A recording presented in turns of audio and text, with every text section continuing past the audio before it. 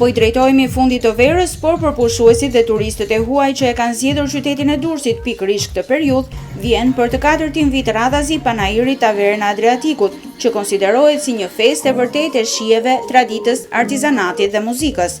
Mbi 25 biznese dhe sipërmarrje private ekspozuan në një pjesë të konsiderueshme të shëtitores Taulantia produktet lokale, duke nisur nga vaji I ullirit, verrat dhe rakit tradicionale, gjithë gamën e produkteve që derivojnë nga mjaltje të tjerë. Oferta më e mirë kulinare dhe artizane kishte zbritur në hapësirën publike më të frekuentuar të qytetit, duke u dhënë mundësi të gjithëve të provojnë ose marrin me vete një copës durrës. Këtë vit bime edicionin e 4 të panairit Taverna Adriatikut, pikërisht në shtëtorin Taulantia që ka dhe fluksin më të madh të turistëve vendase të huaj, por njëkohësisht e frekuentuar edhe nga qytetarët durrësar.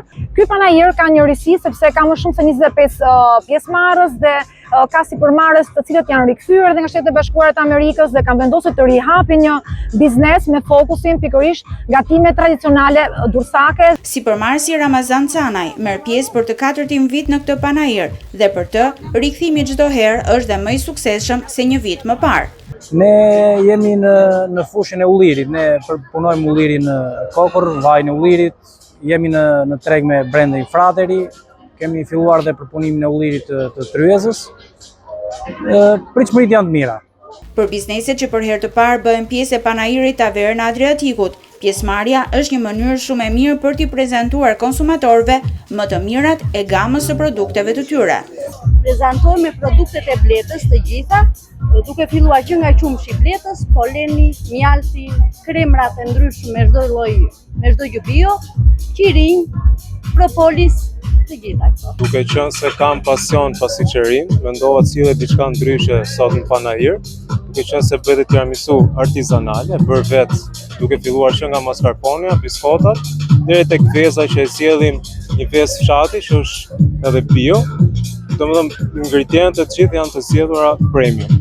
Mes larmishmërisë të produkteve të punuara me mjaft përkushtim nga duart e artizaneve durrësake, titujve më të rinj të librave, veprave të artit apo degustimit të produkteve autentike shqiptare, turistët e huaj kanë pafund larmishmëri zgjedhje.